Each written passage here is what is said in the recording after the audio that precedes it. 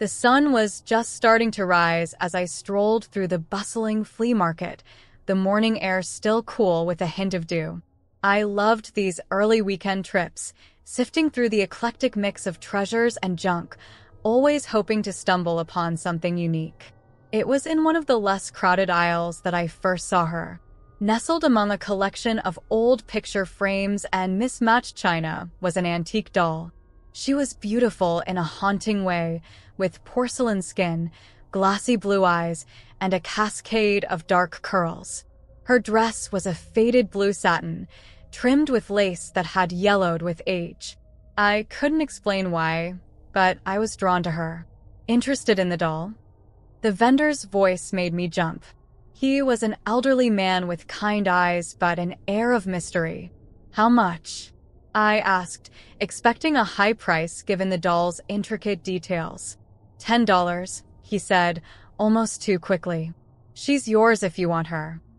I hesitated for a moment. Something about the doll felt off, but curiosity got the better of me. I handed him the money, and he wrapped the doll carefully before placing her in a bag. As I walked away, I could have sworn I heard him whisper, "Good luck." Back home, I placed the doll on a shelf in my living room. She seemed to fit perfectly among my eclectic decorations.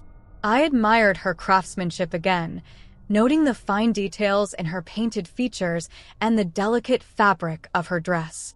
For a moment, I felt a pang of guilt, wondering why someone would part with such a beautiful item. That night, as I settled into bed, I couldn't shake the feeling that I was being watched. I dismissed it as the lingering effects of a busy day and drifted off to sleep. But my dreams were anything but restful. I saw flashes of the doll's face, her eyes following me, her lips curling into a sinister smile. I woke up drenched in sweat, heart pounding. It was just a nightmare, I told myself, trying to calm down. I glanced at the clock. It was 3:15 a.m. I got up to get a glass of water, and as I passed the living room, I froze. The doll's head had turned, now facing directly towards the hallway. I must have left it that way, I thought, trying to convince myself. Over the next few days, strange things started happening. I'd hear faint whispers at night, just at the edge of my hearing, making it impossible to fall asleep. Items in my house would be moved from their usual places. I'd find the doll in different positions, her head tilted as if she were watching me. One evening, as I was working on my laptop, the lights flickered. A chill ran down my spine, and I felt a presence behind me. I turned slowly, half expecting to see someone standing there, but it was just the doll, her eyes gleaming in the dim light. I shivered and decided to put her in a box in the attic, hoping that out of sight would mean out of mind. That night, I slept peacefully for the first time in days. But my relief was short-lived. The next morning, the box was back in the living room, the doll sitting atop it, her eyes fixed on me with an intensity that made my skin crawl. I called the flea market vendor, but the number was disconnected. I was stuck with her. Desperate for answers, I began researching antique dolls and paranormal occurrences. I found stories of haunted dolls, possessed by spirits or cursed by previous owners. Most were urban legends, but a few felt eerily similar to my experience.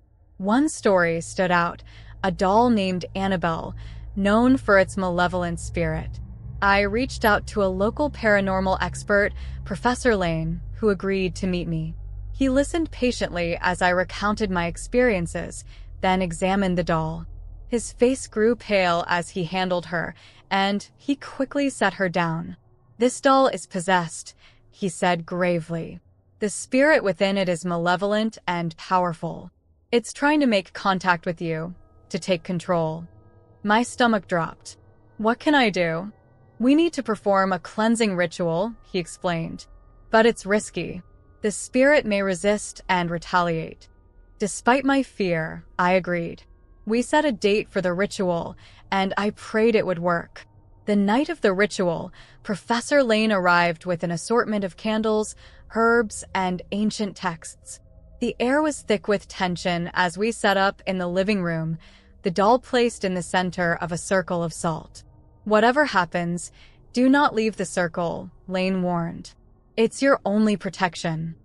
He began chanting in a language I didn't understand, the candles flickering wildly. The room grew colder, and a low growl echoed around us. The doll's eyes seemed to glow, and I felt a pressure building in my chest. Suddenly, the doll jerked, its limbs moving on their own. The growling intensified, and I saw a dark mist emanating from the doll, swirling angrily. Lane continued chanting, his voice steady despite the chaos. The mist formed into a shadowy figure, its eyes burning with hatred. It lunged at me, but was repelled by the salt circle. Lane raised his voice, the chant reaching a crescendo. The figure screamed, a sound that pierced my very soul, and then it was gone. The doll lay lifeless, the room silent. For a moment, I didn't move, hardly daring to breathe. Lane inspected the doll, then nodded. "It's done. The spirit is banished." Relief washed over me, and I thanked him profusely. He advised me to get rid of the doll, to bury it far away where it couldn't harm anyone else. I agreed, eager to be rid of the source of my torment. That night, I slept soundly for the first time in weeks. The house felt lighter, the oppressive presence gone. I woke up feeling hopeful, ready to move on with my life.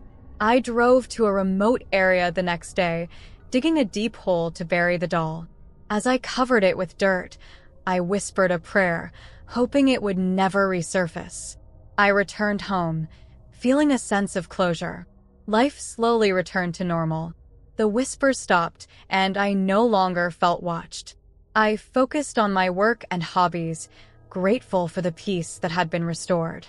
I even started visiting the flea market again, though I was much more cautious about what I brought home. One evening, as I was relaxing with a book, I heard a knock on the door. It was the elderly vendor from the flea market. He handed me a small, wrapped package. "I'm sorry," he said softly. "I should have told you." Before I could respond, he walked away. I unwrapped the package to find an old journal. Inside were detailed notes about the doll and its history. It had belonged to a girl named Emily, who had been tormented by the spirit until her untimely death. Reading the journal, I felt a deep sadness for Emily. She had suffered greatly, and her spirit had been trapped in the doll, seeking revenge.